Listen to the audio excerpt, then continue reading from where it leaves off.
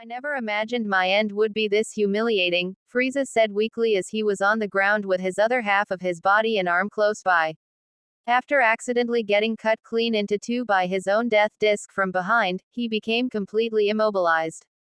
He wasn't able to do anything to win the fight with the legendary Super Saiyan. Goku stared at Frieza and said, "Even though you may reap what you sow, this ain't like you, what a miserable end. Somehow or the other, I'm going back to Earth.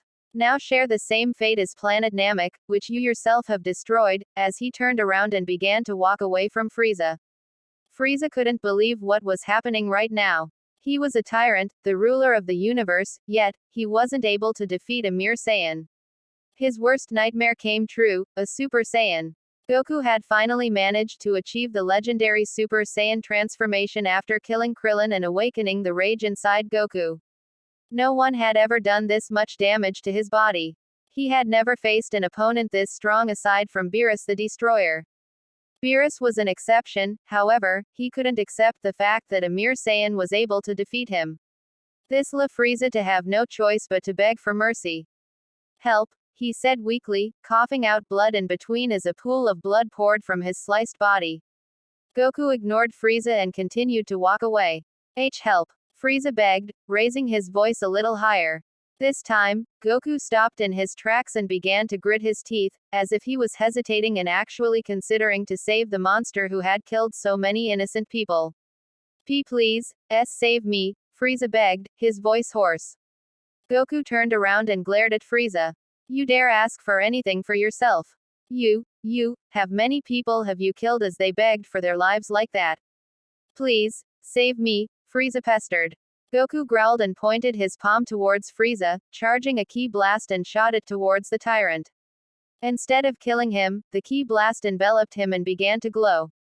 Frieza suddenly felt a little surge of power running through his veins as he began to wonder what Goku had just done. The Super Saiyan brought his hand down and began to say, "I've shared some of my ki with you, knowing you should be able to get out of here with the ki I've given you, the rest is up to you."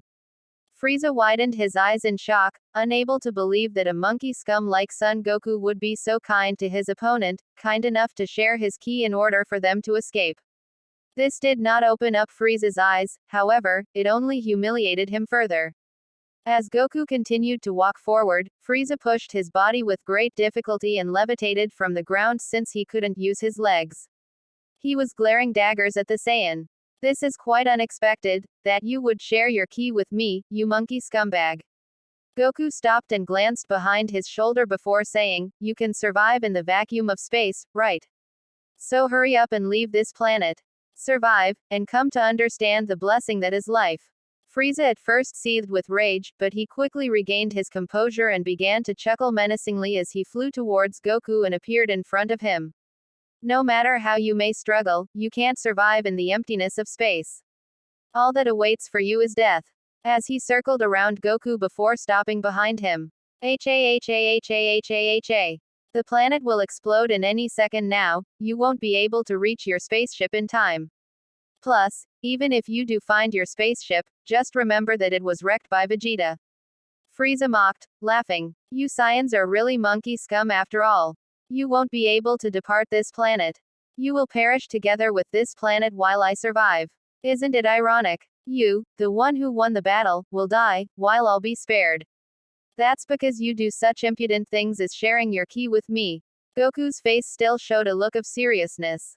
However, he did say, "I will live too," as he looked forward and continued, "You'll see." With that, Goku powered up his Super Saiyan aura and flew towards the sky in search of his spaceship. Causing Frieza to rage some more. He began to remember all the times Goku had humiliated him. Flashback. "I'm stopping," Goku suddenly said. "What was that? What do you mean by, I'm stopping?" Frieza questioned. "There ain't any reason to kill you, you should go on living with the shock you have undergone here, in tranquility." Flashback end. Frieza also began to remember the first time when he met Goku. It all happened right before he was about to kill Vegeta. Flashback. "So you're Frieza. You're much more of a runt than I'd imagined," Goku admitted. Frieza smirked and scoffed. "So there are still more Saiyans remaining, huh?" Goku Kaioken vs Frieza Final Form. 50% power, he says. Whether he's bluffing or not, all I can do is put everything I've got in this Kaioken 20x. Goku shouted, powering up soon after with a reddish aura around him. Kaioken 20x. He dashed forward at an incredible speed all of the sudden and appeared right in front of Frieza in an instant, shocking the tyrant. With no time to waste, Goku delivered a ferocious punch to Frieza's face, sending him flying away. Goku quickly cupped his palms and chanted, Ka, me, ha, me. Frieza managed to stop in midair and regain his balance. However, as soon as he set his focus back at Goku, ha! Goku yelled as he shot the Kamehameha wave forward towards the tyrant. Frieza managed to block the attack to some extent as he struggled to deflect it. However, the blast was very powerful and it took Frieza a while before he could finally deflect it with a ki blast of his own, causing a massive explosion. Kaboom! Goku stared at the cloud of dust in anticipation. As soon as it cleared, he saw Frieza in the air. Apparently, the attack wasn't enough to take him down. Frieza thought, that was a close one. How does that lower life form of a Saiyan have so much power? He stared at the palm he used to block the Kamehameha wave and saw lots of scratches and bruises. This is the first time someone has caused this much damage to my body. Frieza growled, you damn Saiyan, and charged towards Goku. That one hurt. Frieza also remembered when Goku had charged up his spirit bomb and had almost killed him. He was humiliated after receiving so much damage, so he had to kill Krillin in order to make Goku suffer. But that's when Goku transformed into the legendary Super Saiyan and beat Frieza to a pulp. Even at 100%, he was still no match for him. Flashback end. I am the greatest in the universe. I am Lord Frieza, ruler of the universe. Which is why, you must die at my hands. Frieza shouted and directed all of his ki into the palm of his hand before firing it at Goku.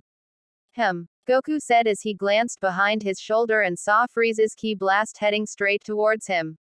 Scowling, the Forgotten Saiyan turned around and exclaimed, you stupid bastard.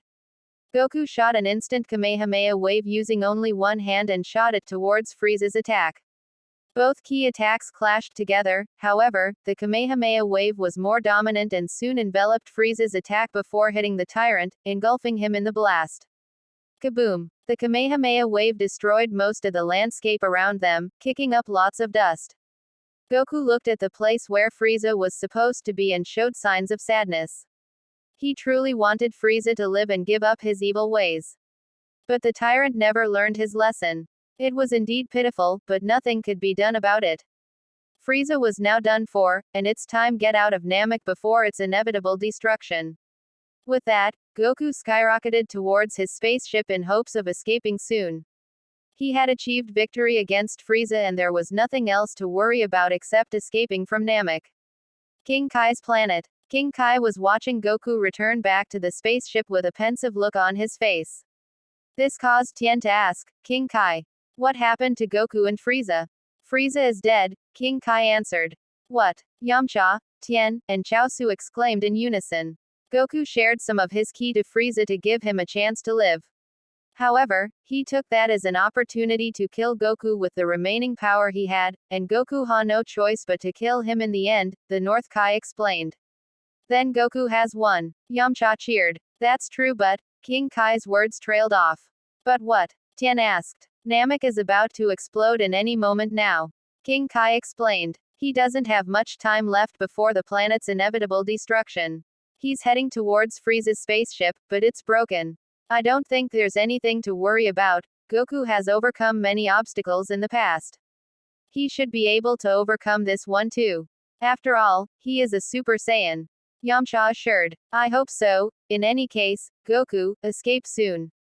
King Kai hoped. Planet Namek. Goku was still on his way towards Frieza's spaceship at full speed ahead as he thought to himself, damn it. I don't have much time left. Suddenly, Frieza's spaceship came in sight. He quickly got in the spaceship and busted open the door of the control room.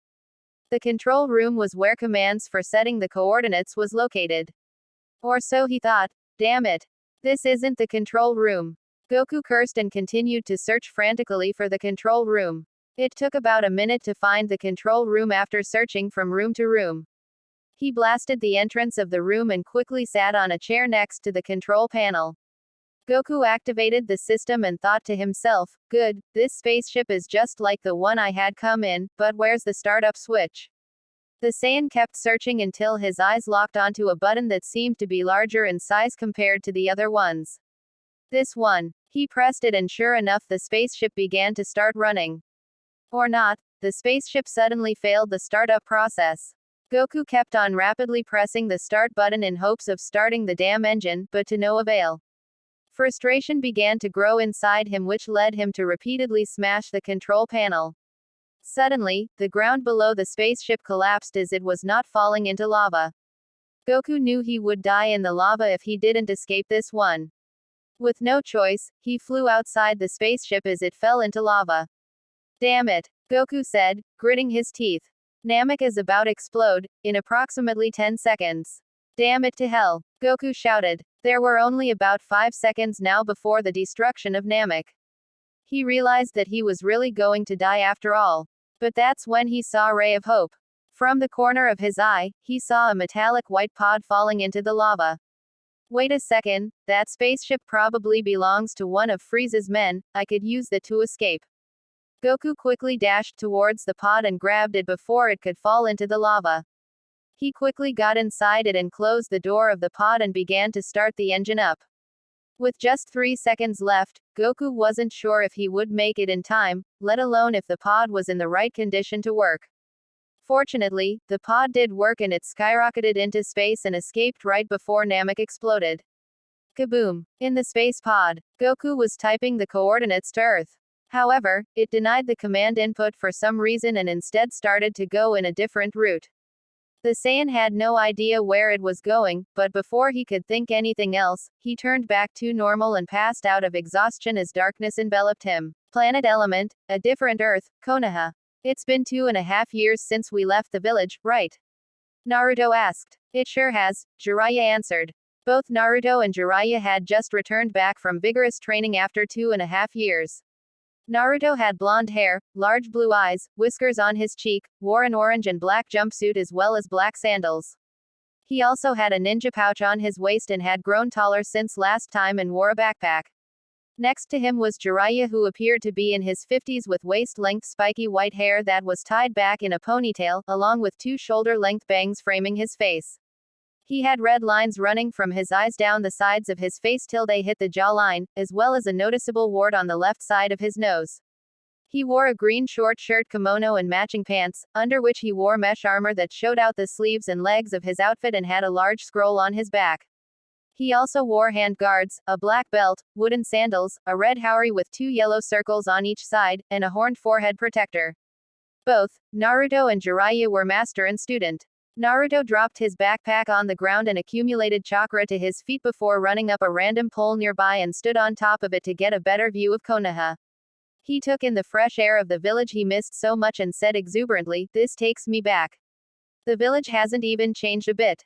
Jiraiya chuckled and thought, "Looks like he's having a ball."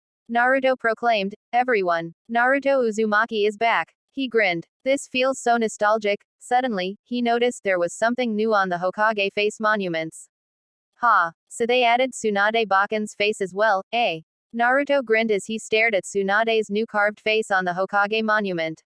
Suddenly, Naruto heard something heading towards him. Huh! He looked behind him and saw something falling from the sky. He shaded his eyes and squinted at the unknown object. What's that? All of a sudden, as if it had a mind of its own, the object stopped in midair and skyrocketed towards Konoha. What? Naruto stammered, shocked. The unknown object literally whizzed past Naruto as the Jinchuriki had to dodge the object in the nick of time. In the process he lost his balance in midair and fell face first on the ground. What's that? Jiraiya wondered as he stared after the object. The unknown object luckily didn't crash in the middle of Konoha. However, it did crash through Tsunade's monument and destroyed it, causing the object to stop moving after. Are we being invaded? Not good. It's right next to the Hokage's tower.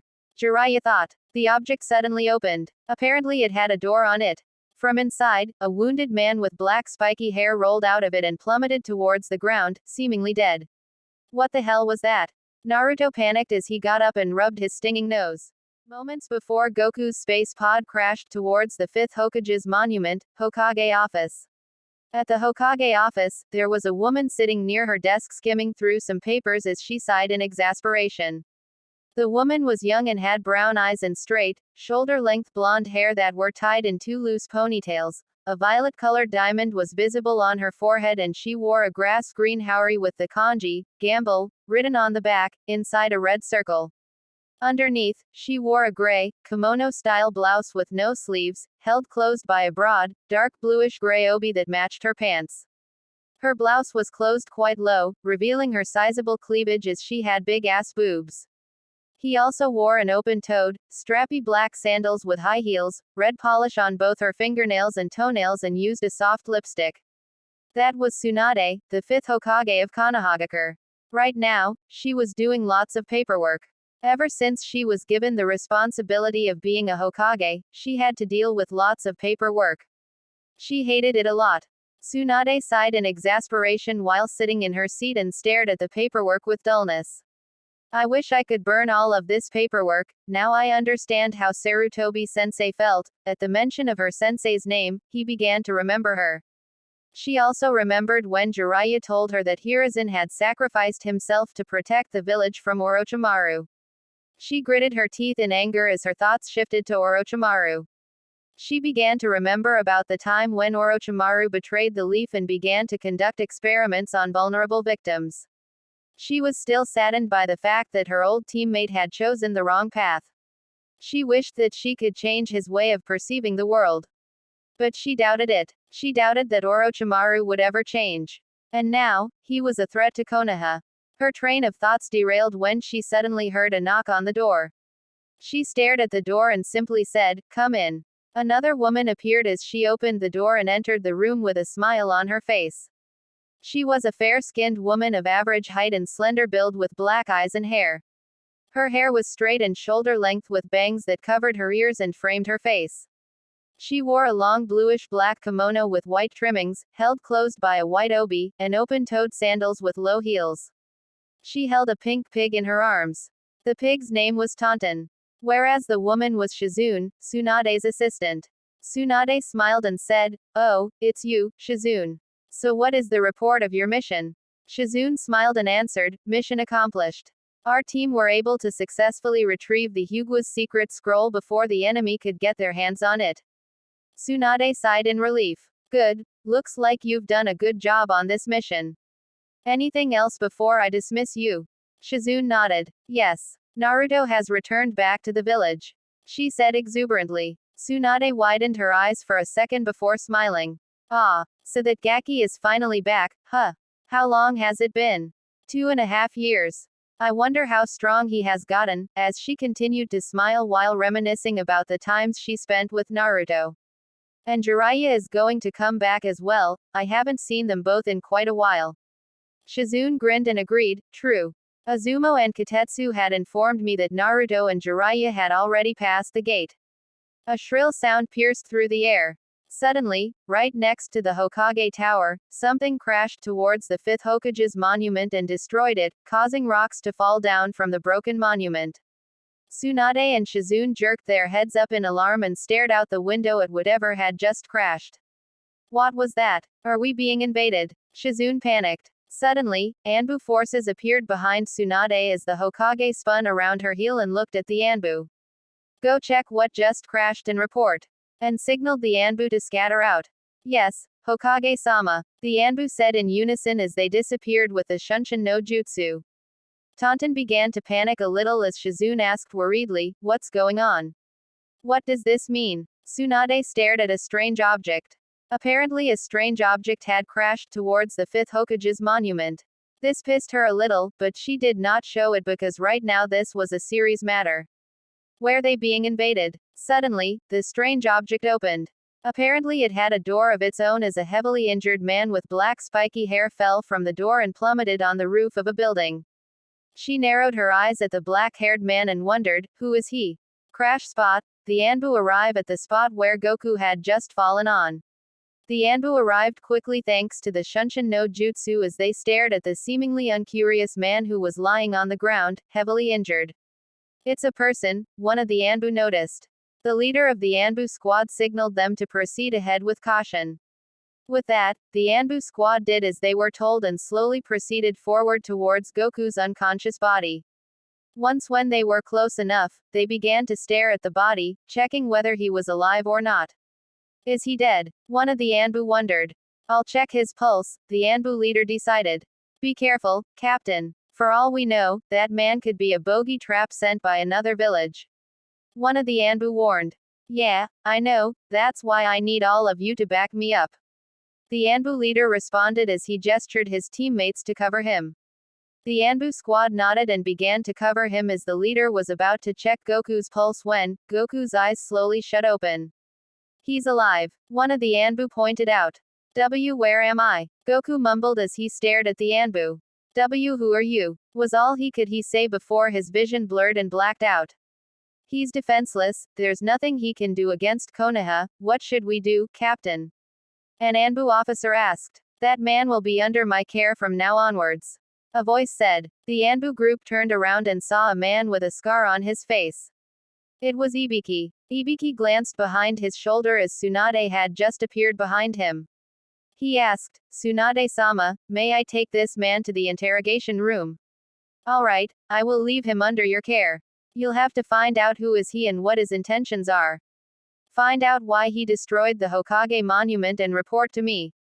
Tsunade ordered. Yes, Hokage-sama, Ibiki said as he strode over to the unconscious body of Goku and picked him up, placing him on his shoulders. He noticed that Goku was quite heavy, but of course, it was nothing to him as he had enough strength to carry people heavier than him.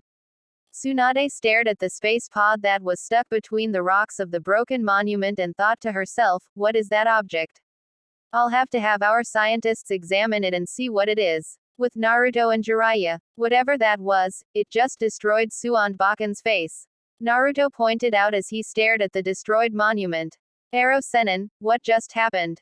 Jiraiya displayed a serious expression and said, it would seem that the village is getting invaded. Naruto widened his eyes in shock and stammered, what? But why? Jiraiya gestured Naruto to stop for a moment and answered, that's only an assumption, but if it is an enemy, then it must be the Akatsuki. Naruto punched his palm and displayed a confident smirk. Hey, count me in. Time to show the Akatsuki my new techniques. Before Jiraiya could argue, a voice cried, Naruto. Naruto turned around and saw who had called him. Sakura-chan. Long time. Sakura ran towards Naruto along with Konohamaru, Moegi, and Udon as she asked, are you okay? Naruto rubbed his back head. Yeah, I'm fine. When did you get here? Sakura asked. Just a minute ago. More importantly, what's going on? Why did a strange object suddenly enter Konoha and destroy Tsunade Baken's face? Sakura frowned. I'm not sure myself either.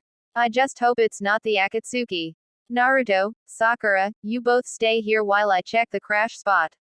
Jiraiya said. I'll come as well. Naruto insisted. No, Jiraiya said flatly. You stay here and protect the civilians in case anything happens. Damn it. Ero Sennin. Naruto pouted. With that, Jiraiya shunshined away to the crash spot while Naruto said, come on Sakura-chan, we can't sit on her asses and do nothing. Let's go after Ero Sennin as well. Alright. Sakura chimed in as she along with Naruto, began to jump from building to building en route the crash spot with Konohamaru and his gang following suit. Crash spot. Jiraiya just arrived at the scene and saw Ibiki carrying Goku on his shoulders. He looked left and saw Tsunade holding a strange white object in one hand. It was Goku's space pod. Jiraiya walked over to Tsunade and asked, what had happened here? Tsunade looked at Jiraiya and sighed with relief. Thank goodness you're here, you see. Tsunade of course briefed everything that she had witnessed and about the fact that Ibiki was going to interrogate the injured man.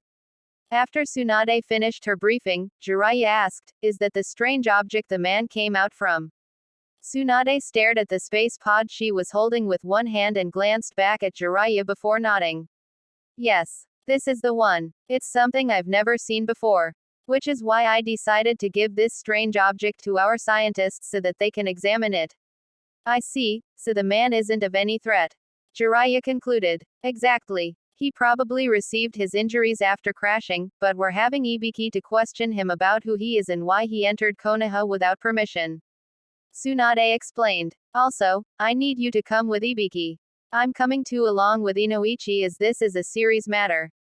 Right. Jiraiya agreed. And with that, Jiraiya went along with Inoichi and Ibiki to the interrogation room. Tsunade just dismissed the Anbu squad when Tsunade Bakken, a voice cried. Tsunade widened her eyes and turned around to face the direction of the voice. When she turned around, she saw a teenager with blonde hair, large blue eyes, and whiskers on his face. Naruto. With Goku, Jiraiya, Ibiki, and Inoichi, interrogation room. Goku groaned as he finally regained consciousness. He felt pain all over his body, but he ignored it and slowly opened his eyes. He found himself in a dull room which didn't seem to be lighted well.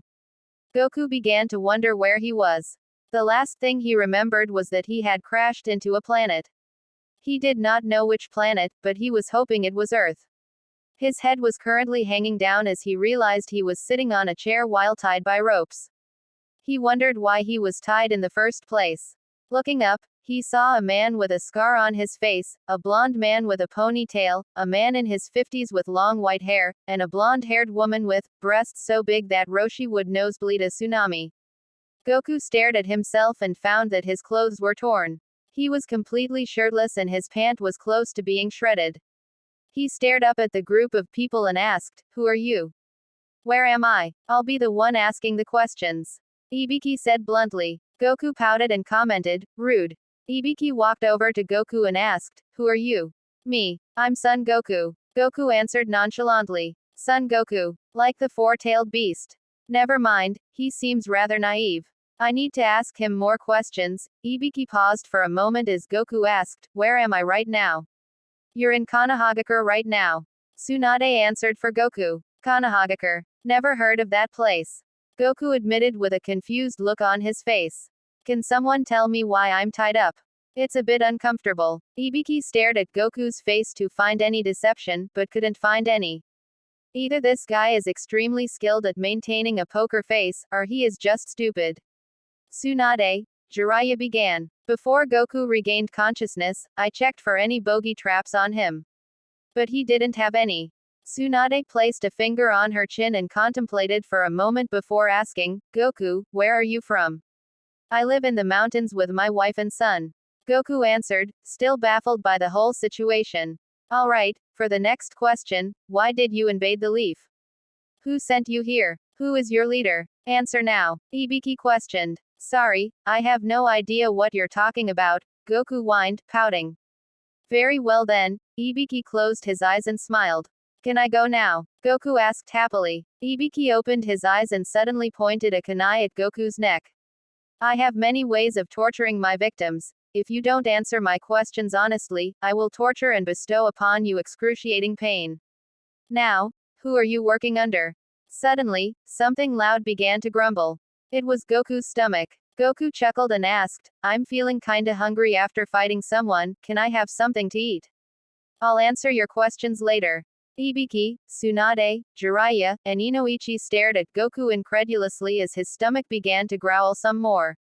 Inoichi sighed and requested, "Get some ramen for Goku-san, will ya? I feel that this man is innocent." "Wait," Ibiki suddenly said. "You said you were feeling hungry after fighting someone. Did you get all these injuries from someone you were fighting?" Goku nodded. "Oh right, I did. I fought a strong opponent before escaping and coming here." "Escaping?" Ibiki wondered. "Strong opponent?" Jiraiya wondered. Inoichi asked, "Could you explain everything to us?" "Right." Goku began. "Well, I was fighting on a different planet called Namek against a powerful opponent known as Frieza.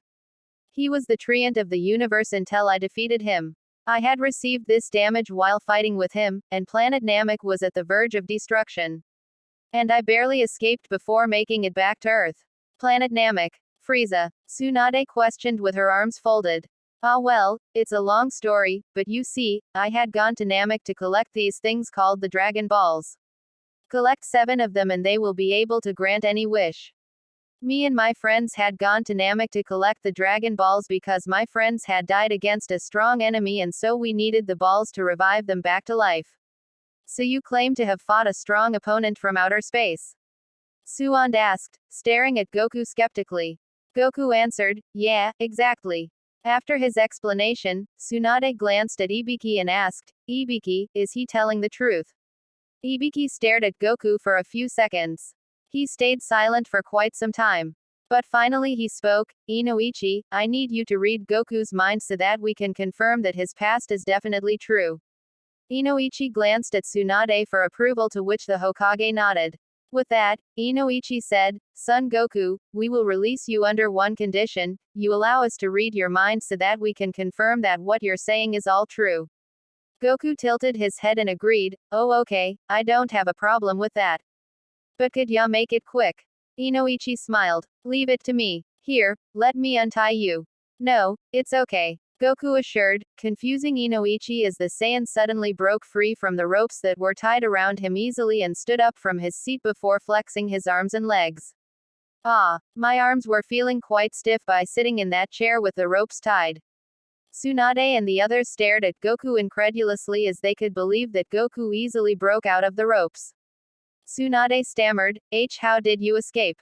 Those ropes were enhanced with chakra to increase its durability and power. Chakra. What kind of food is that? How does it taste? Goku asked, causing Tsunade and the others to fall down with their limbs sticking up. Huh, did I say anything wrong? Naruto and Sakura, they are currently on their way to Ichiraku Ramen. Naruto was walking alongside with Sakura, Konohamaru, Moegi, and Udon on their way to Ichiraku Ramen while the Jinchuriki was thinking about the events that had happened earlier that had led up to this moment. Flashback. Naruto just arrived at the crash spot along with Sakura, Moegi, Udon, and Konohamaru. They met with Tsunade, who was holding Goku's space pod like a basketball. The Hokage noticed Naruto and was quite surprised after seeing the grown-up Jinchuriki. Naruto. Tsunade Bakken, what had happened here? Naruto asked. Tsunade pointed at the unknown object with her free hand and answered, this unknown object crashed and destroyed my monument. There was a slight irritation when she said that. However, a man came out of it and fell down before falling unconscious. Where is he, Tsunade-sama? Sakura asked. You've arrived a little late, Ibiki has already taken him to the interrogation chamber. Tsunade answered with a smile. The kunoichi sighed with relief and placed her hand on her chest. So it wasn't an invasion. Naruto widened his eyes comically and pointed at the space pod accusingly, as if it was a real person. But that thing almost killed me. His expression turned serious as he asked, is he from the Akatsuki? Don't know, but we will find out soon after Ibiki interrogates him. Tsunade answered. Is there anything we can do to help? Naruto asked. Tsunade shook her head and responded, not at the moment, Naruto, you just arrived from your training to the village. But I'm glad you've grown up, as she smiled. Naruto grinned at that while Tsunade thought for a moment before saying, why don't you and Sakura go out and have some ramen till we get this sorted out? Naruto's eyes sparkled in excitement and thought, you mean like a date with Sakura-chan?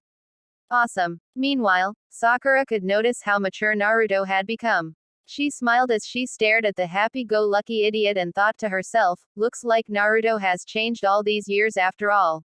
Naruto, how do I look? Sakura decided to ask. Huh? Naruto asked, perplexed. Sakura blushed a little and played with her hair, casting her eyes downwards at the ground for a womanly effect. Do I look more womanly? Naruto grinned and gave a thumbs up before saying, don't worry, Sakura-chan, you look the same. Sakura twitched in anger at that, but decided to refrain herself from punching Naruto in the face. After all, this was a mature Naruto, even if he was still a bit of an idiot, right? Tsunade smiled and noticed the bond that was growing between Naruto and Sakura.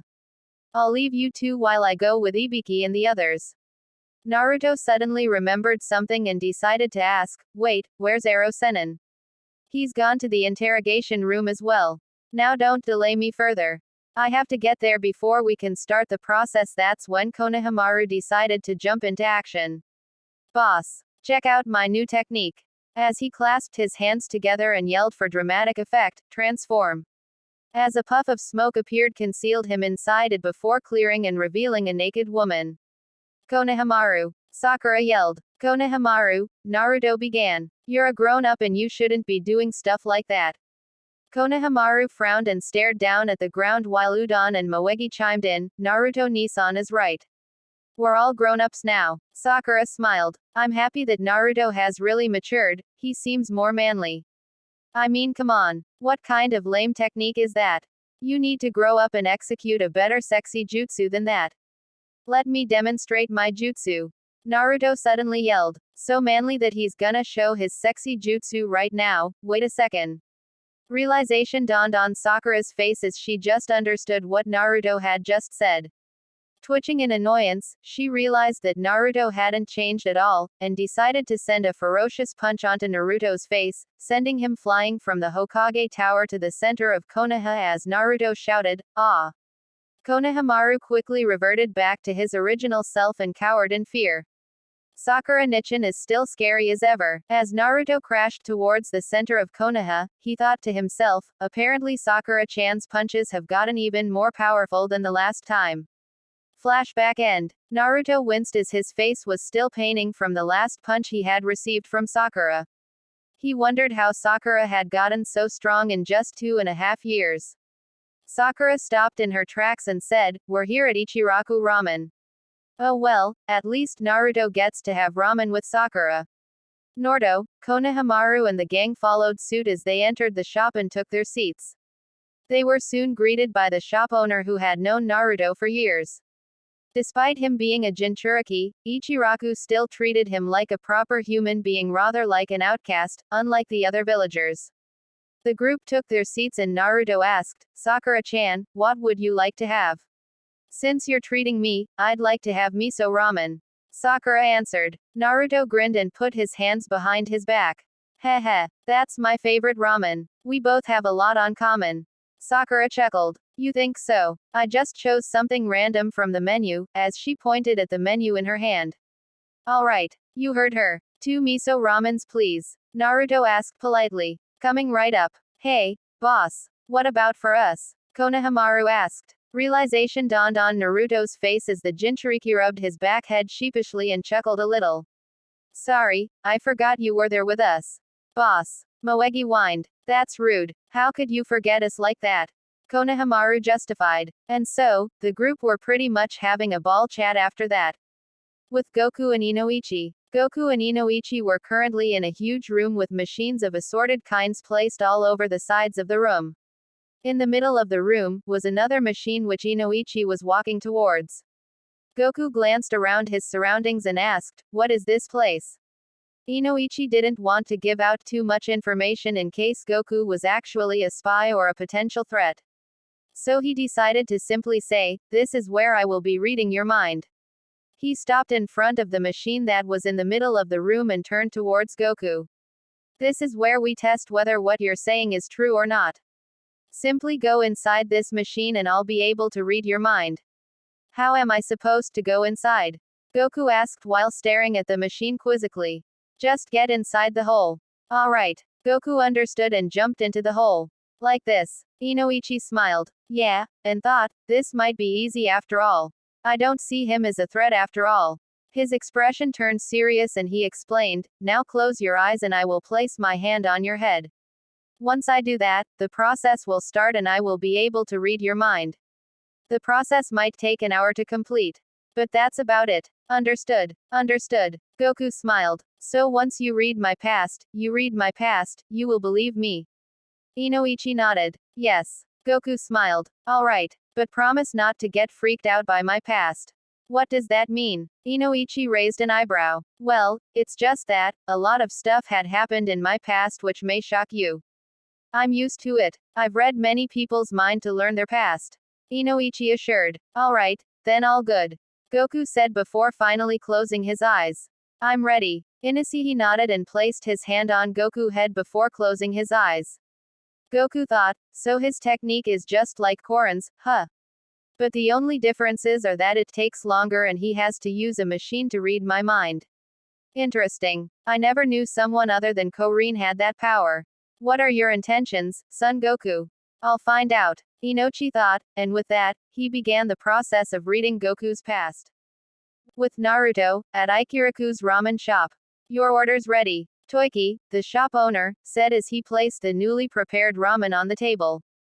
Naruto literally drooled after taking in the sight of the food that he would call as a thing of beauty. I haven't had ramen at Ikiraku's for a loon time. Let's eat. With that, Naruto, Sakura, Konohamaru and the gang began to eat their respective ramen while enjoying it. Naruto literally drooled at the ramen, his eyes sparkling with excitement as the Jinchuriki began to chow down on his food.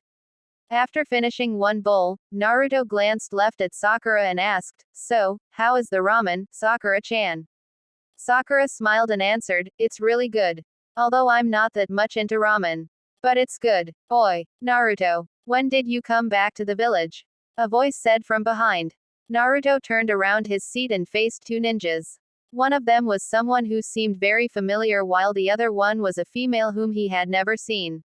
Or so he thought. "Ah, Shikamaru." Naruto greeted. "What's up, Naruto? It's been a long time, hasn't it?" Shikamaru smiled. "I remember you, Shikamaru. It's been a long time indeed. How have you been?" Naruto asked. "I've been doing good," Shikamaru said, pretty much smiling. The woman who was standing next to Shikamaru was Tamari. She had also grown up. This is the brat from years ago, she thought, pretty surprised that this person who looked very mature was the same brat from a few years ago.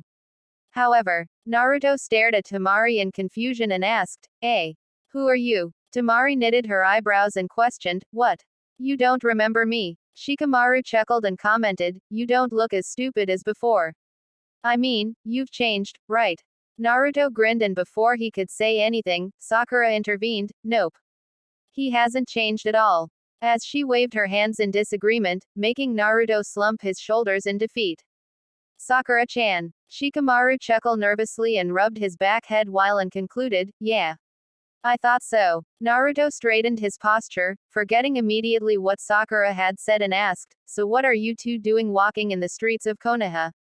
Shikamaru smiled and responded, "We were just delivering some documents to Tsunade-sama." Naruto took a moment to digest the response from his friend before a thought suddenly crept up his mind.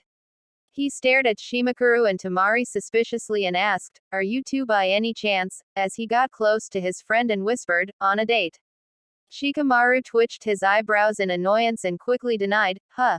No, we're not. I told you, we had just come back from delivering documents to Tsunade-sama." Tamari placed her hands on her hips and scowled. "Yeah, why would I date him anyway?" Sakura got angry and immediately clobbered Naruto on his head, making the Jinchuriki wince in pain as he rubbed his forehead to relieve himself from the pain as much as possible. "Ow, Sakura-chan, what did you hit me for?" Sakura glared at Naruto and scolded, "Naruto, can't you just shut up for once?" Naruto pouted and mumbled, "Sakura-chan." Shikamaru sighed and dug his hands in his pockets. "Anyway, did you hear about what had happened in Konoha about 15 minutes ago?" Naruto turned his attention back at Shikamaru and asked, "What are you talking about?" Sakura facepalmed and intervened, "Naruto. He's talking about that strange object that crashed against the 5th Hokage's monument." Naruto's eyes lit up in realization as the memories of the object appearing in Konoha came back to him. "Oh yeah, I remember that. I saw that crash too." Shikamaru closed his eyes and sighed. "Yeah, apparently, there was a badly injured man found in the strange object. They've taken him to interrogation now though." "Tell me about it. I was nearly hit by that ball thing," Naruto told. Shikamaru widened his eyes in shock and took a step backwards. What? Really? Yeah, I was on a pole in Konoha when that strange object suddenly appeared and hit me. Luckily I was able to dodge it in time thanks to my improved reflexes," Naruto proclaimed, grinning at his last statement with proudness. "So where were guys returning from?" Sakura decided to ask, joining the conversation. "Oh, we were just coming back from the Sand Village.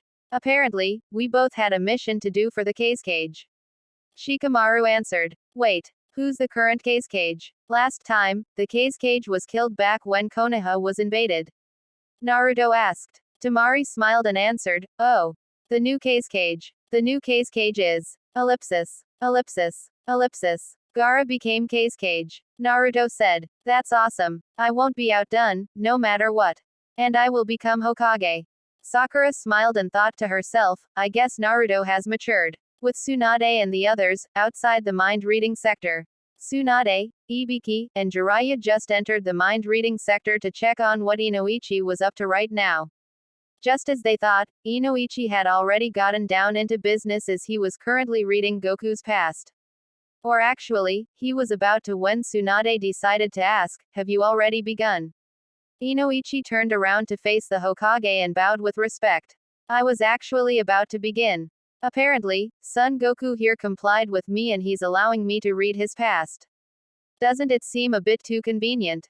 Tsunade nodded in agreement and responded, it is, Inoichi. However, I've bought Ibiki here in case he tries to resist. Me and Jiraiya will have to take care of Naruto and Sakura while you both take care of Goku here. Ibiki walked towards Inoichi's side and bowed in respect to the Hokage. Yes, Tsunade-sama. Tsunade folded her arms and nodded. Very well. Jiraiya and I will be leaving now, and with that, she turned around and headed for the exit as the perverted Sennin stared at Goku for a few seconds before turning back to the exit and following suit. Ibiki turned his attention towards Inoichi and nodded. Alright, you do your thing, and I'll make sure that he doesn't escape. Hey, I'm feeling hungry. Goku whined. Inoichi sighed and reassured, I told you, Goku, I will give you whatever you like to eat given that you are proven to be innocent. So I will have to first read your mind to understand your past actions. Based on that, we will be making our decision. Goku sighed and agreed, I see how it is. Alright then, I'll wait. Ibiki and Inoichi exchanged looks as the latter commented, he seems like a really nice guy to me. But don't let that fool you. For all we know, he could be just acting. With your jutsu, you should be able to see through his deception. Yeah. Inoichi nodded in agreement and turned his attention back at Goku. Ready. Yeah. And with that, Goku and Inoichi closed their eyes before the latter activated the jutsu and proceeded with his investigation while Ibiki was beside him as a backup. His guard was up, because he didn't want Goku to escape in case he somehow escaped from the jutsu. Inside Goku's mind, the process had begun as Inoichi dwelled inside the past of Goku. He first wanted to start with the Saiyan's birth. Usually he wouldn't do that, but in order to understand the mysterious man fully, he had to do it. With his jutsu he could see from Goku's point of view. It all began with a cry of a baby. Through Goku's point of view, Inoichi saw darkness at first. But soon, the baby's eyes slowly opened. The first thing Inoichi saw was some sort of transparent material above him. Apparently, the baby was in sleeping position. The baby seemed to be in some kind of strange pod and above it was a glass door. Through the glass door, there was a concave-shaped glass wall and apparently it seemed that the baby was in some sort of room. It didn't seem like a hospital room which rather confused him. But what surprised him at first was what was showing beyond the glass wall. Is that outer space? How's he up there? Our scientists may have telescopes, but they don't have the technology to get up there without suffocating to death. Inoichi thought as he continued to watch from Goku's point of view. Another cry was heard. The sound of the cry was coming from beside Goku. Perhaps there was another pod beside Goku with another baby. Most likely. So maybe this place was some sort of hospital. Two figures appeared before Goku's pod and stared at him. Inoichi widened his eyes in surprise when he saw two people that weren't human at all. They were humanoid in some way, but they looked like creatures of different species. The first creature had some sort of green device attached to his left eye. He wore a blue battle armor and resembled a lizard. Whereas the other creature also had a device of his own attached to his left eye, however the color being red. This creature looked more like a chameleon. Inoichi thought, who are these people? By any chance, are they victims of Orochimaru's experiment? That theory was quite plausible since Orochimaru was capable of turning his experiment subjects to mutated living beings. But there was one thing that did not match with this theory. Why were these creatures in outer space? So, this is Bardock's son, Kakarat, huh? The lizard creature said as he curiously stared at the baby in the pod. Yeah, apparently, he takes after his father in the looks department. The chameleon creature pointed out. Yeah, the hair especially gives it out. The lizard chuckled and stared to his left. Well, and would you look at the other baby next to Kakarat? His name is Brawly apparently, unlike Goku, he looks a bit dull. Both creatures laughed together with no humor as they mocked Brawly. Both creatures then stopped laughing and stared back at Goku as the chameleon urged, "Alright, we should now send Bardock's son to a distant planet called Earth. Hopefully he should destroy in a few months' time and bring some good profit for planet Vegeta." Meanwhile, while Inoichi was in Goku's subconscious watching all of this, he widened his eyes in shock. What? So, they're aliens. And what did they mean by destroying planets for profit? And also why are they calling Goku as Kakarot? Is that his real name? Inoichi couldn't believe what he had just heard. The concept of aliens was out of the question for him. But after seeing so far what was in Goku's past, he was dumbfounded. It had only been a minute and Inoichi was already having the shock of his life. Out of all the shocking revelations he had discovered in people's pasts during his current profession as a mind interrogate, he had never seen anything like this. "Hey, how long is this going to take?" a voice asked. Inoichi still kept his eyes closed, but answered, "It will take time. I can't do it instantly." Oh, that's too bad. Even with closed eyes, Inoichi had a feeling Goku was pouting. He asked, "Ibiki, can you just check if there's a genjutsu trap in this Goku's mind?" Ibiki narrowed his eyes and asked, "Why do you ask? Do you think there's a potential genjutsu trap in his mind?"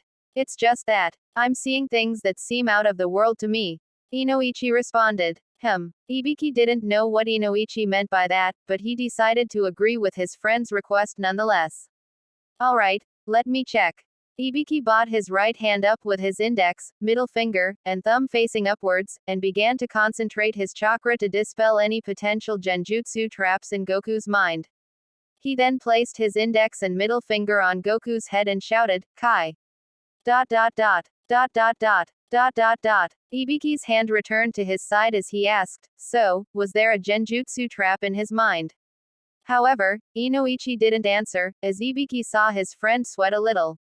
He looked slightly terrified. What's wrong?" Inoichi quickly snapped out of thoughts and responded while still keeping his eyes closed for the entirety, "And no. It's nothing. Thanks for helping me solve my doubt." Ibiki raised an eyebrow. "What doubt? What are you talking about? What I'm seeing now isn't a genjutsu," Inoichi said as he continued to intently look into Goku's past. Back to Goku's past. The scene suddenly started to distort. For some reason, the memories were being corrupted, which was pretty weird for Inoichi. The scene now changed. "On second thought, let's not do this," a female voice said. Bardock and Jine were currently jumping from land to land, with the husband holding Goku's space pod on his forearm. "Don't worry. If I turn out to be wrong, I'll go rescue him right away," Bardock assured, with a serious look on his face. "In that case, why don't the three of us run away somewhere safe?" Jine asked, worried, as both of them stopped jumping and now started walking. "We can't. We would be found on their scouters in no time," Bardock answered. "But why would you go to such lengths? It's not like a Saiyan man to worry about his children." Jine smiled. There was a slight pause, before Bardock responded, "Maybe it's because I'm always in the middle of a battle. And I'd like to save something instead for once. Especially someone deemed to be a low-class warrior, my son." Bardock then placed the pod down, with the entrance facing him. He saw his son Kakarot Goku crying. "I've programmed this pod to go to a nearby planet called Earth. It's a world inhabited by people with lower technology and battle power." Goku stopped crying and noticed his dad looking at him from outside the pod glass. The little boy placed his hands on the pod glass and looked at his dad and mom, wondering why they had locked him in the pod. "I think even you'll be able to survive there. Plus, the planet is not worth much, so it's unlikely that Frieza or the PTO will target it," Bardock finished. Jine placed her hands on the pod glass and looked at her son worriedly.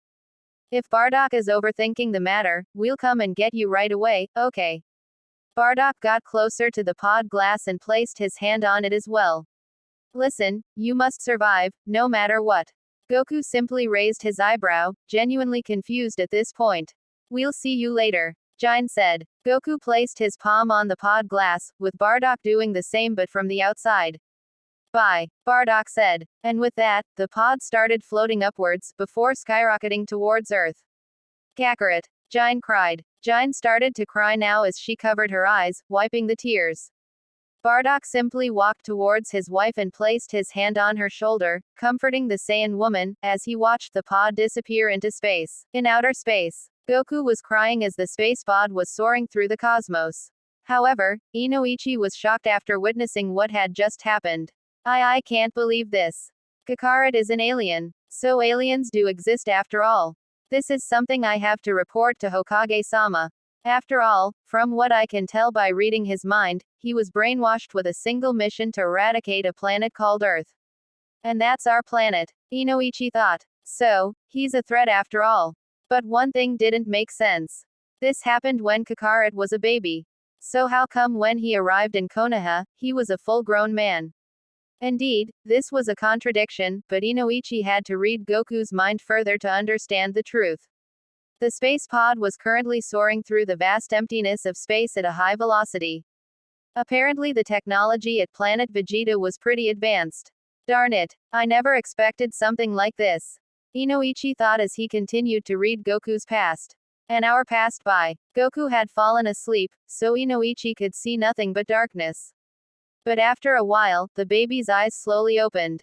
Goku's space pod was still soaring through space until a distant planet came into view. It looked pretty fresh and had lots of ocean bodies and fertile land on it. That's Earth. The spacepod entered the Earth's exosphere as it began to get engulfed in fire due to the high speed it was traveling in.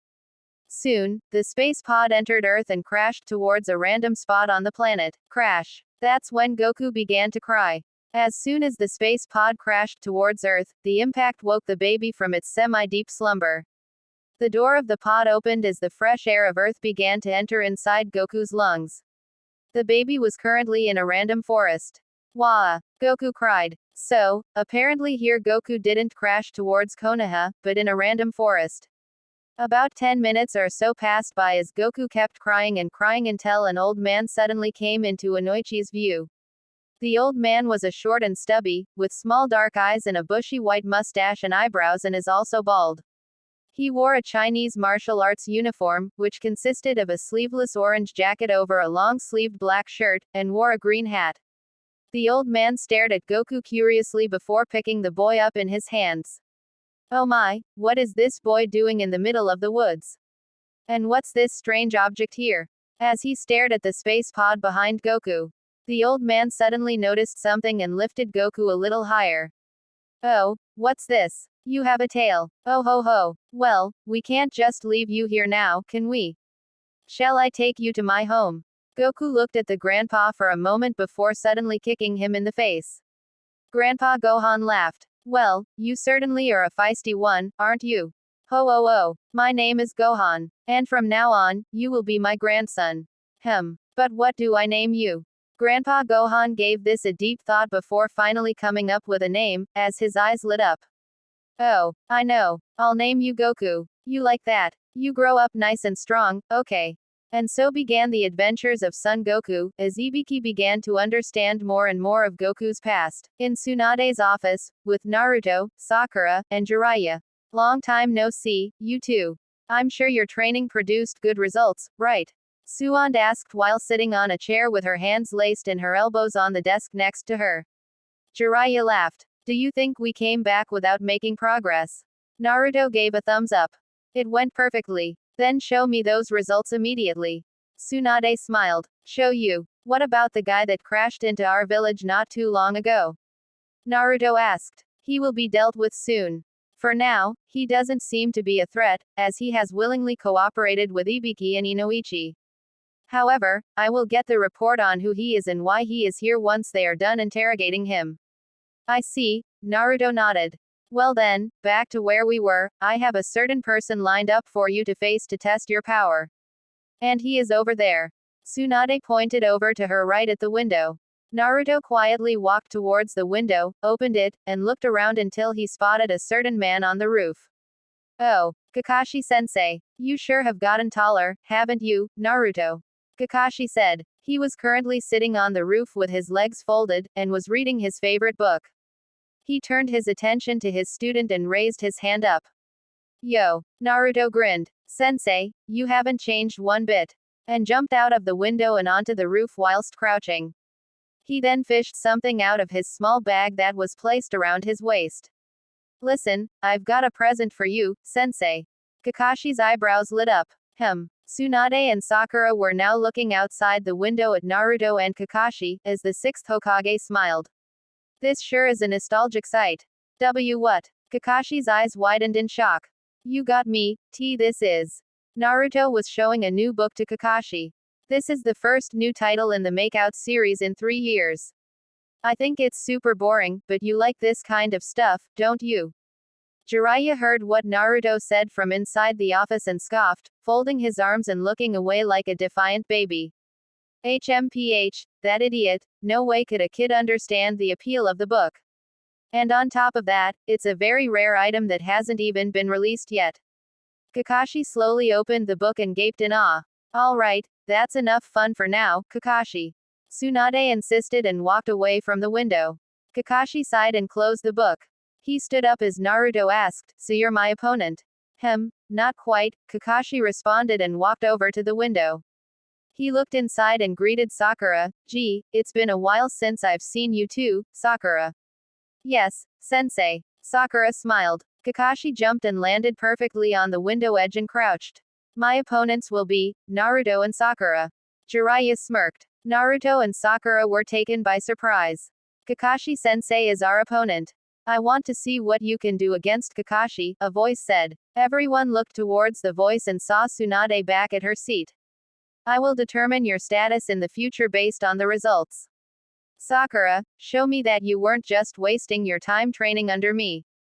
The legendary Sannin said. Sakura nodded. Yes, ma'am. Then, shall we get right into it? Kakashi asked. Is what I would like to say. But before we do that, we have to get information about the mysterious man. He is currently being interrogated, and we hope he is not a spy of some sort or from the Akatsuki. Plus, Naruto, you just got back, so you must be tired. I'll give you a short rest. Naruto would have normally argued back in this situation, but since Kakashi, Tsunade, and Jiraiya had to also find out information about Goku, they had to anyway wait. Naruto nodded, and Kakashi shifted from sitting on the edge of the window. Let's meet up at the third training grounds later. See ya. And with that, Kakashi disappeared in a puff of smoke. Shizune looked at Tsunade and asked, why is he in such a hurry? Tsunade shook her head and folded her arms. I have a pretty good idea why. He's going to read the masterpiece of a book I wrote. Jiraiya spoke up, smiling proudly. Realization dawned on Sakura's face. Ah, with that look on his face, there's no doubt about it. However, after the man from earlier is interrogated, Kakashi will be summoned to the office. The interrogation shouldn't take long. Tsunade assured. Jiraiya had a smug expression on his face and thought to himself while nodding, that's an obvious reaction for someone after getting an unreleased copy of my books. Back at the mind reading and interrogation specialization section, with Inoichi, Ibiki, and Goku. It had been quite some time since Inoichi began reading Goku's mind. He had been silent for quite some time now, which made Ibiki wonder what was going on. Ibiki placed his hands in his pocket and said to himself, it usually doesn't take him this long to just find out who he is and what his intentions are and why he is in the village. Suddenly, Inoichi gasped fell on his butt, his body trembling badly for some reason. Holy shit. Ibiki quickly ran to the aid of his friend and helped him up. What's wrong? Are you okay? I'm fine. But, this man. Inoichi tried to catch his breath as his body still trembled. What about this man? Is he a threat? Ibiki asked, with a serious expression on his face. And no, it's not that. In fact, it's the complete opposite. Inoichi sweated profusely. Ibiki raised an eyebrow. What do you mean? Shaking uncontrollably. Seeing the speed that he would never match. Mass destruction and witnessing a planet destroyed. An organization that profits from entire annihilation. Inoichi had just finished reading Goku's mind and his past. He witnessed everything. From Goku's childhood, till the Saiyan saga and beyond. The ruthlessness of the Saiyans. The Treant Frieza. Powerful foes that could destroy planets. Powerful foes even faster than the speed of light. Even if all the tailed beasts combined their power, they still wouldn't be able to defeat Goku. He had seen it all. Inoichi's train of thoughts derailed when Ibiki shook him a bit. Inoichi, what's going on? Hey man, you okay there? Goku asked from the mind-reading machine. Inoichi snapped back into reality and looked at Ibiki. I'll explain everything at Lady Tsunade's office. But for now, please take Son Goku to a place that provides lots of food. Long story short, he's not a threat. In fact, he is far stronger than you can ever imagine. I'll explain everything when I report to Tsunade, but for now, take Goku to a place where he can eat food and refresh himself. Ibiki was confused, but nodded. Got it. With that, Ibiki got Goku out of the mind-reading machine. Inoichi walked towards Goku and apologized. I'm sorry Goku for the trouble. I'll explain what's been going on later, but for now, Ibiki will take you to a place to eat. Goku rubbed his back head and smiled. Well, I don't know what's exactly going on, but I can't think anyway on an empty stomach. Thanks. Inoichi smiled at Goku. You're always welcome. Ibiki raised an eyebrow and noticed how friendly Inoichi was being to Goku. Strange, just what did Inoichi see in Goku's mind? As the trio were getting ready to leave, Inoichi gulped and thought to himself, well shit, how am I going to explain what I saw in Goku's mind without sounding like a crazy guy? Lady Tsunade, you may not believe what you're about to hear soon. Ibiki and Inoichi were currently escorting Goku out of the mind-reading facility. Goku had a few bandages wrapped around his arm and chest, since he was a bit injured from his last battle with Frieza. The one who had put the bandages was Inoichi. Once they were outside, Inoichi turned towards his partner and said, Ibiki, please take Goku out to a restaurant. He's starving. Goku's stomach grumbled, as the Saiyan chuckled sheepishly and rubbed his back head. Yeah, sorry about that, but I'm really starving. Ibiki sighed and nodded. Very well. I assume you are going to report to Lady Hokage now.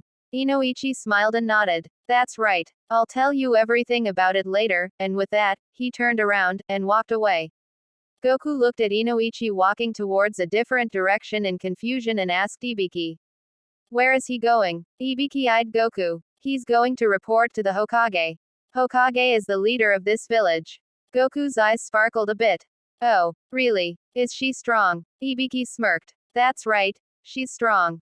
After all, she is even part of the legendary Sannin.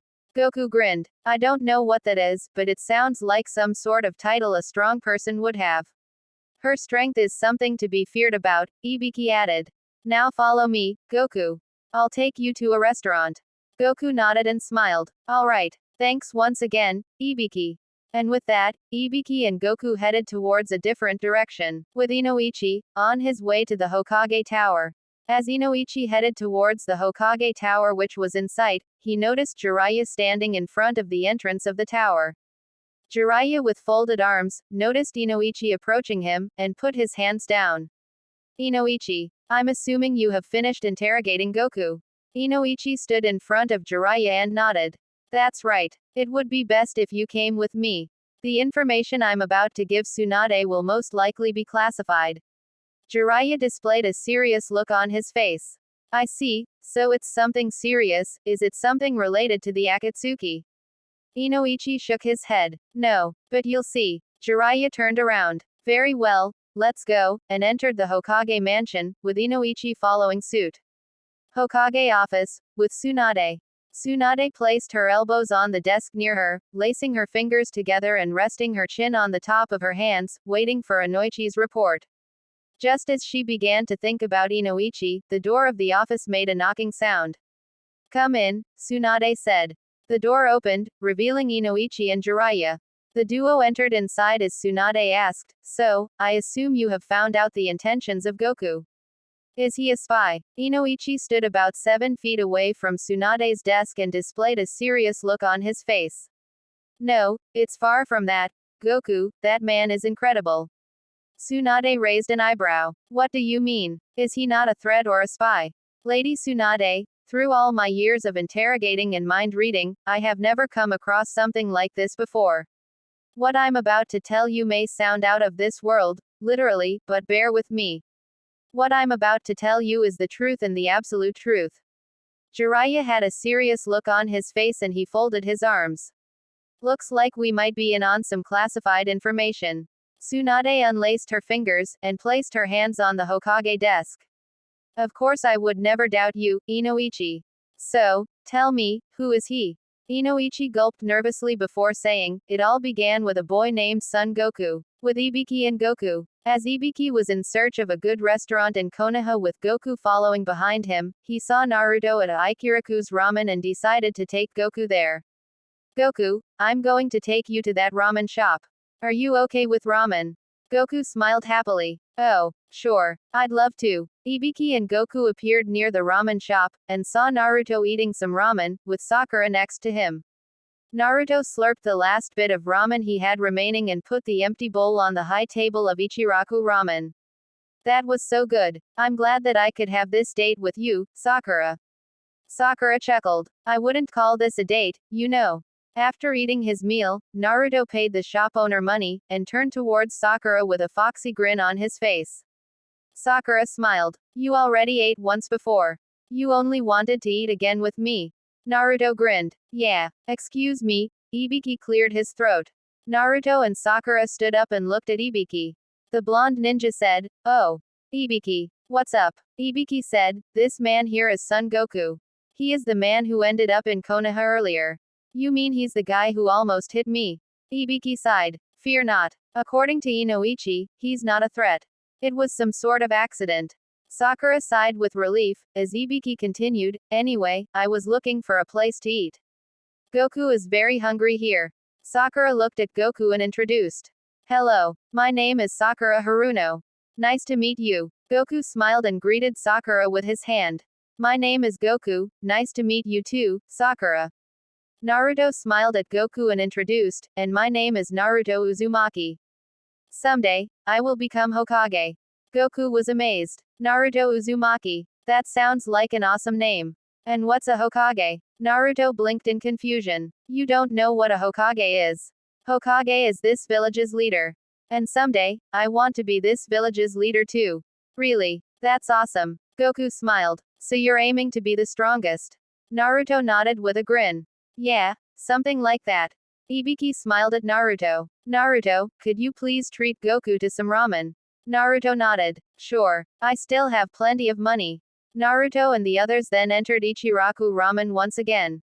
Naruto sat on of the stools present near the eating tables, and said, One miso ramen for me and Goku please. Coming right up. The chef said. Wow, what the? Naruto Uzumaki had his eyes raised comically as he watched the scene in front of him unfold. He was currently witnessing Goku eating more than 50 bowls of ramen, which flabbergasted even Sakura and Ibiki. A bead of sweat dropped from Toiki's forehead as Goku requested, More, please. More. You're eating way too much. I have never seen anyone eat like that. Naruto stated incredulously. Goku gobbled his current bowl of ramen in just a few seconds and looked to his right at Naruto, chuckling sheepishly. Sorry about that. I've just been feeling very hungry after that battle I had with Frieza. Frieza. Naruto raised an eyebrow. What's that? Toiki handed another bowl of ramen to Goku, and the Saiyan took a slurp of it, before placing it down on the table. Frieza is this really bad guy the first had fought on another planet. I'll explain everything once I'm done eating.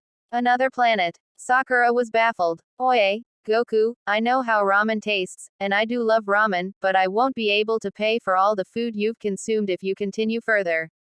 Naruto said in dismay. Goku finished his last bowl of ramen and chuckled nervously. Sorry about that. But man, Ichiraku ramen is amazing. After paying for Goku's large appetite, Naruto said, I'm glad someone feels the same way as I do about ramen, but, he frowned, staring at his empty Gamakichi money pouch. All my hard-earned savings. Ibiki widened his eyes, surprised. This Goku, he's incredible, his appetite is even more than Naruto's, and what did he mean by, another planet? Sakura nodded. That's what I'm wondering as well. Ibiki thought to himself, maybe Inoichi knows something about this, I'll most likely find out about it soon as well unless it gets classified as top secret. Goku stood up from his tall bar stool and looked at Naruto with a smile. Thanks a ton, Naruto. I'm back to 100% now. Naruto's shoulders slumped with a dejected look on his face. And no problem, as his head hung low. He then remembered what Goku had said earlier and looked back up. Oh yeah, you mentioned something about fighting on another planet, and something about Frieza or whatever, what was that about? Goku nodded. Yeah, before accidentally coming here, I had fought a really evil guy called Frieza. He was super strong, but I finally managed to make it out alive thanks to one of the spaceships from the Ginyu Force. Wait, hold on, Ibiki intervened. Before we continue further, let's go somewhere quiet and have a chat about this. Naruto glanced behind his shoulder at Ibiki. Huh, why do you want to go elsewhere? Ibiki had a serious look on his face. I have a feeling what Goku is about to tell us might become Konoha's top secret info. Where do we go? Sakura wondered. The training grounds. I'll see you there. Ibiki answered before suddenly disappearing using the body flicker technique. And he's gone, Naruto sighed. We should go there as well. Sakura insisted. Goku looked to his right. I just saw Ibiki travel to that direction, pointing over to the yonder. Hold on a minute, you were able to see which direction he went? Sakura asked in disbelief. Goku glanced at Sakura and nodded. Yeah, he seemed to be pretty fast, but I saw him clearly go that way. Huh, it only looked like he disappeared to me, Naruto admitted. Sakura looked at where Goku was pointing, and noticed it was the direction to the training grounds. Wow, I don't get it, the body flicker technique allows a user to move at an almost untraceable speed, so how did you see him so easily? Naruto got excited. Whoa, wait, maybe you're like actually super strong. Goku laughed lightheartedly. Well, I have been training since I was a kid, thanks to my late grandpa. Whoa, no way, Sakura was amazed. You must be an exceptionally skilled ninja. I'm not a ninja, but a martial artist, Goku admitted. So the technique that guy used was called the body flicker technique. I hope I can learn the two. A martial artist. Naruto wondered. Wait, you can't use the body flicker technique. Do you at least know how to utilize your chakra? Sakura asked. I don't know what this chakra is, at first, I thought it was food. Goku admitted. How do you not know what chakra is? Naruto was perplexed. Hey, guys, we were supposed to meet Ibiki, right? Let's go to the training grounds, and we can discuss further. Sakura said. Alright, and with that, the trio headed over to the training grounds. Unbeknownst to them, a figure in the shadows was secretly watching them from a nearby alley. Apparently, it was a member of Root, Danzo's training division. The underling of Danzo muttered to himself, gotta report this to Lord Danzo, and with that, he disappeared from sight using the body flicker technique, with Inoichi, Hokage's office.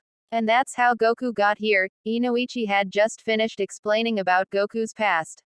From the events of Goku's childhood, till the Namek saga. During the revelation, Tsunade intently listened. Often, she would widen her eyes in shock hearing some of the details, but remained quiet till Inoichi was done talking nonetheless. Once Inoichi affirmed that he was done revealing everything, Tsunade unlaced her fingers and kept her hands on her table. She began, Inoichi, you have served and protected the village for decades, and I truly appreciate your efforts, but this is something totally out of this world. Inoichi sighed. Lady Tsunade, I know it's hard to believe, but oh, I do believe you. You're one of our most trusted special corps after all. But the whole thing seems bizarre, aliens, outer space, different planets, and a treant named Frieza. We were lucky enough that our planet wasn't invaded by the Planet Trade Organization, but now that Goku is here, it could mean the endangerment of our planet. Kakashi and Jiraiya were intently listening, as they were shocked as well. Kakashi decided to ask, what do we do now, Lady Tsunade? Tsunade smiled confidently. I'd like to test out Goku's strength. While he may impose dangers, if we can get him on our side, he would be a valuable asset to the Leaf Village. In addition to that, I'm curious to see how strong he is, ability to even destroy planets. That's frightening to hear. Inoichi, you mentioned that Goku and his friends use ki, right? Inoichi nodded. That's right. It's completely different from chakra itself. Although chakra shares some properties of ki, ki itself is far more advanced and useful from what I could tell from reading Goku's mind. Tsunade sighed. I see, in that case, I'll be calling Naruto, Sakura, and Goku to the training field. Kakashi will square up against his students, while I'll go against Goku. Jiraiya contemplated for a moment before saying, this information will most likely be an S-class top secret. If the villagers found out about this, it would surely cause havoc. Still, I'm shocked. Beings that could destroy literal planets, it's shocking. Tsunade trembled a bit in fear. Once Naruto and the others are rested enough, we will call them to the training grounds. Back with Naruto and the others, training grounds. Almost done, Sakura said under her breath. She had her palms placed on Goku's back while the Saiyan was sitting down on the side of a fallen log. The Kunoichi was using his healing ability to heal the rest of Goku's wounds, the very same wounds he had sustained during his battle with Frieza. Goku thought to himself, wow, it's like Den's healing powers, only a bit slower, but it should still do. After a few more seconds went by, Sakura placed her hands down freely to her sides and smiled. There, I'm done. Goku glanced behind his shoulder at Sakura while still sitting on the wooden log and smiled. Thanks a bunch. Where did you learn that? Lady Tsunade taught me medical ninjutsu. Tsunade, the lady from before. She must be the one of the people who interrogated me, Goku thought to himself. So, what was this Frieza thing about? And what did you mean by another planet? Naruto asked curiously whilst standing in front of Goku. Ibiki leaned his back against a nearby tree and folded his arms, intently listening to the conversation that was about to unfold. Goku displayed a serious look on his face. Alright, I'll cut right to the chase, I'm a Saiyan raised on Earth. But I had originally come from a different planet called Planet Vegeta. What's a Saiyan? Naruto was baffled. And who is this Frieza guy? Sakura wondered. Frieza, he's a really terrible guy, he was mercilessly killing people from different planets for his own twisted glory, he tried to terrorize another planet where these things called Dragon Balls existed. But I was able to defeat him in the end. Although Planet Namek has been blown up, I'm pretty sure Gohan and the others will use the Dragon Balls on Earth to restore Namek back. Goku explained. Goku, maybe it'd be easier if you just explained right from the start. We're kind of lost here. Ibiki suggested. Goku grinned and rubbed the back of his head. Oh, right. Sorry about that. However, before the Saiyan could say another word, a voice said, I didn't expect for you guys to be in the training grounds already. Goku stood up from the wooden log he was sitting on and looked to his left. Inoichi had appeared right next to Ibiki, along with Tsunade and Jiraiya. Naruto looked at the three newcomers and smiled. Pervy Sage, Old Lady Tsunade, and Ino's dad. Ibiki cocked his body upright away from the tree he was earlier leaning on and sidled over to Inoichi. I'm assuming the briefing is done. Inoichi looked to his right at his partner and nodded. Yes. I will brief you about everything as well. However, whatever I'm about to tell you is an S-class secret. Tsunade folded her arms and took a few steps forward. We will start now with your training. Kakashi will be testing both of your strengths. Kakashi-sensei. Where is he? Sakura wondered. I'm right here, Kakashi said from the top of a tree branch. The copycat ninja plopped onto the ground and waved. Yo. He had apparently gotten down from the tree Ibiki was earlier leaning on. Goku looked excited. Oh, is there going to be some sort of fight? Tsunade smirked. That's right, and you'll be joining Naruto and Sakura as well. However, to make things fair, Kakashi will be paired up with me. Naruto placed his hands behind his back head and grinned like a fox. That's still 2 versus 3, you know. Jiraiya chuckled. Tsunade is the Hokage of our village. I'm sure that you know how monstrous her strength is, right? Count me in. Goku took a few steps forward, before standing next to Naruto. I'm ready when you are, he said with a confident smirk.